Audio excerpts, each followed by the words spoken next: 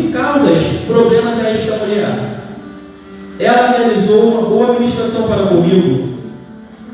Quanto aos pobres, sempre os tendes ao vosso lado, e os podeis ajudar todas as vezes que o desejardes.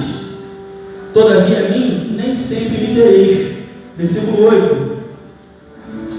A mulher fez tudo o que estava a seu alcance, derramou bálsamo sobre mim, antecipando a preparação do meu corpo para o sepultamento. Versículo 9. Com toda certeza, eu vos asseguro, onde quer que o Evangelho for pregado, por todo o mundo será também proclamada a obra que esta mulher realizou. Isso para que ela seja sempre lembrada. Amém? Então, como eu disse, eu quero falar sobre o que a oferta representa e o que ela requer de nós. Esse texto, ora lido, ele vai nos falar sobre um jantar no qual Jesus foi convidado. E esse momento também, ele vai ser relatado em outros dois livros. Ele é relatado aqui em Marcos, mas ele também é relatado lá em Mateus 26, a partir do versículo 6 até o versículo 13, e em João 12, do versículo 1 ao versículo 8. Então, cada um dos livros relata a sua maneira, a sua ótica, e João é até um pouco mais detalhista. João é até um pouco mais detalhista com relação a esse momento. O texto que nós lemos fala de uma mulher, mas não dá nome a ela, né? Se você for lá em João 12, o texto vai relatar que essa mulher é Maria. Maria, irmã de Marta, irmã de Lázaro. E o homem, aqui fala que alguns dos discípulos reclamaram, né, de tal desperdício. Mas lá em João também vai relatar que quem reclamou foi o Judas Iscariote, aquele que traiu Jesus. E então, como eu disse, o texto se refere a Maria, né? Como bem sabemos, Marta, irmã de Maria, ela é conhecida por se dedicar aos serviços, né? Serviços de casa, serviços domésticos. Maria já é conhecida por ser adoradora, né? Maria é conhecida por ser adoradora. Se você for lá em Lucas 10, os versículos 38 ao 42, vai ter um fato até engraçado, onde Marta está nos afazeres, está lá atribulada com os afazeres, e ela faz uma pergunta para Jesus, pergunta se ele não se incomoda dela estar fazendo as coisas sozinha, e Maria não está lhe ajudando, e Jesus, com amor, né, a repreende, fala que ela está muito atribulada, mas que Maria escolheu a melhor parte. Maria escolheu adorá-lo. Então, Maria foi conhecida como adoradora. E Lázaro é o amigo de Jesus, né? Lázaro é o amigo de Jesus. É aquele que Jesus ressuscitou. João capítulo 11, é o texto que vai falar sobre a morte de Lázaro. E nos versículos 34 e 35, no versículo 34, Jesus pede para que mostrem onde o corpo de Lázaro foi sepultado, e no versículo 35 o texto nos relata que Jesus chorou. Então, Lázaro é o amigo de Jesus. Em cima do texto que nós lemos, eu quero destacar o que a oferta representa e o que ela requer de nós. E a primeira coisa que eu quero destacar no texto de que a oferta representa um ato voluntário e pessoal. Um ato voluntário e pessoal. E a gente vai ver isso no versículo 3. No versículo 3 aí, onde diz o seguinte: achegou-se dele uma mulher. Quer dizer, achegou-se dele uma mulher.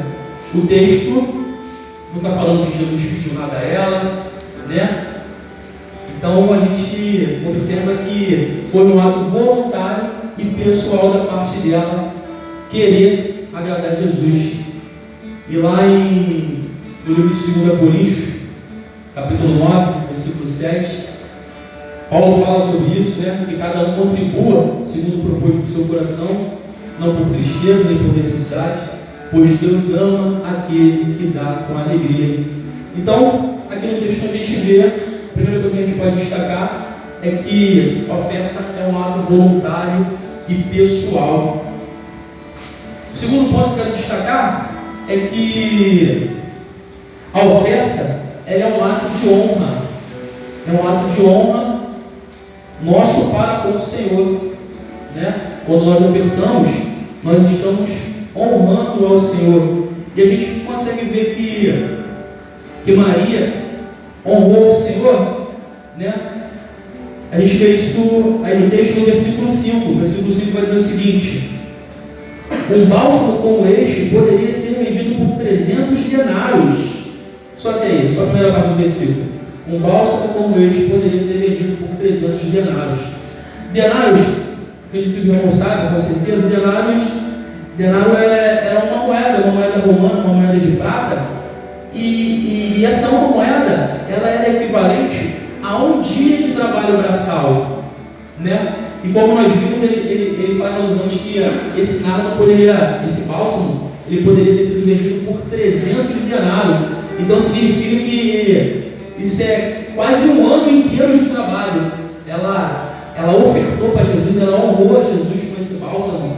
E o valor desse bálsamo era de quase um ano de trabalho. Então a gente consegue ver também que ofertar é honrar a Deus. Ofertar é fazer distinção. É fazer diferenciamento. E lá em Marcos 12, a partir do versículo 13 ao versículo 17, mais um relato, né? Vocês foram os evangelhos, a gente vai ver o tempo todo que na passagem de Jesus aqui, os fariseus, os mestres da lei, ficaram o tempo todo tentando pegar Jesus no contrapé, né? Tentar pegar Jesus no erro, fazendo pegadinhas, perguntas capciosas. E nesse texto, os fariseus vão chegar próximo a Jesus e vai perguntar a Jesus, estou parafraseando, tá? Vão perguntar a Jesus se é lícito ou não pagar imposto. E Jesus vai pedir para eles que lhe tragam uma moeda. E assim que eles trazem uma moeda para Jesus, Jesus mostra para eles e pergunta: de quem é a imagem que está nessa moeda? De quem é a inscrição que aqui está? E eles vão relatar: é de César. Então Jesus fala para ele: dai a César o que é de César e dai a Deus o que é de Deus. Então Jesus aí ensinou para eles, também nos ensina quando a gente lê o texto, a questão do diferenciar, a gente fazer a diferenciação. Paulo também vai nos ensinar sobre isso, vai nos falar sobre isso lá em Romanos 13, no versículo 7, eu vou ler para vocês, vai dizer o seguinte: dai a cada um o que lhe é devido, se imposto, se tributo, se temor, se honra.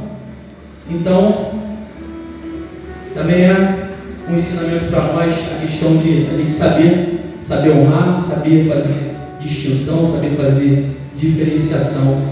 E falando em honra, Provérbios 3, versículo 9 e 10, vai nos dar uma ordem, né? Honra ao Senhor com os teus bens e com as primícias de tua renda, e se encherão fartamente os teus celeiros e transbordarão de vinho os teus lagares. Então que a gente possa estar honrando ao Senhor com as nossas finanças, né? Romanos 11, no capítulo 36, vai falar que porque dele, por ele e para ele são todas as coisas. A ele, pois, seja dada a glória eternamente. Amém? Amém. Terceiro ponto que eu quero destacar em cima do texto que nós vemos sobre o que a oferta representa. A oferta representa adoração e gratidão. A oferta representa adoração e gratidão. E a gente vai ver isso no versículo 6. O finalzinho do versículo vai falar o seguinte: ela realizou uma boa ministração para comigo. De repente, na visão de vocês aí está um pouco diferente, vai dar uma boa ação. Ela realizou uma boa ação. Então, esse ato dela, a gente vê que foi um ato de adoração. Ela adorou Jesus naquele momento. O pastor Jorge tem sempre frisado sobre isso, de que a gente não adora a Deus somente quando a gente louva, mas que as nossas ofertas também são extensão da nossa adoração a Ele. E foi o que Maria fez. Ela adorou Jesus com aquele bálsamo. E lá no primeiro livro de Crônicas, no capítulo 29, quando o rei Davi está expondo para o povo de que não será ele que vai levantar o altar não vai ser ele que vai levantar a casa, né, o templo de Deus, que será o filho dele, e ele relata sobre tudo que ele ofereceu a Deus. Mais precisamente no versículo 3 desse capítulo, ele vai falar que pelo amor que ele tem à casa de Deus, ele queria doar do seu tesouro pessoal a Deus. Então, Davi também nos ensina, nos mostra que com as nossas finanças a gente pode adorar a Deus. E como eu falei, as nossas ofertas, elas são adoração e também são gratidão. E eu também vejo que esse ato de Maria foi um ato de gratidão, porque se você for lá em João, né, essa história também vai estar relatada em João no capítulo 12, mas o versículo anterior, o versículo 11, é o versículo que relata a morte de Lázaro, seu irmão. E Jesus foi lá e devolveu a vida a Lázaro. Então eu entendo que esse ato dela de derramar esse nardo precioso, esse bálsamo precioso sobre Jesus, é um ato também de gratidão pelo que Jesus fez para com a família deles, né? Para com ela, para com a sua família. E o quarto e último ponto é oferta. Oferta requer de nós sacrifício. Oferta requer de nós sacrifício. Acompanha comigo aí a parte A do versículo 8. A parte A do versículo 8 vai dizer: a mulher fez tudo o que estava ao seu alcance. Ela fez tudo o que estava a seu alcance. E então eu entendo que ofertar também requer de nós sacrifício. Exemplos, né? Outros personagens da Bíblia que se sacrificaram para ofertar a Deus. Eu posso citar Marcos 12, o versículo 44, vai falar da viúva pobre que doou aquelas 2 pequenas moedas, e nesse versículo, no finalzinho do versículo, diz que ela deu tudo quanto tinha, todo o seu sustento. Então quer dizer, ela se sacrificou para adorar a Deus. Um outro exemplo de sacrifício é o do próprio rei Davi. Está lá no segundo livro de Samuel, no capítulo 24, versículo 24. Esse capítulo vai relatar que o rei Davi ele queria comprar um terreno para levantar um altar para Deus. E quando ele contou para o dono do terreno qual era a intenção do terreno, o dono do terreno falou para ele: não, então não precisa ficar nada não, pode ficar com o terreno, se é para você levantar um altar para Deus, pode ficar com o terreno. E Davi vai falar para ele: eu não oferecerei ao meu Senhor, ao meu Deus, o holocausto que não me custe nada. Então, ofertar nós também requer de nós sacrifício, requer que a gente faça como Maria, né? Faça tudo que esteja ao nosso alcance. Amém? Amém. Se você já colocou o seu melhor, traga aqui o altar, por favor.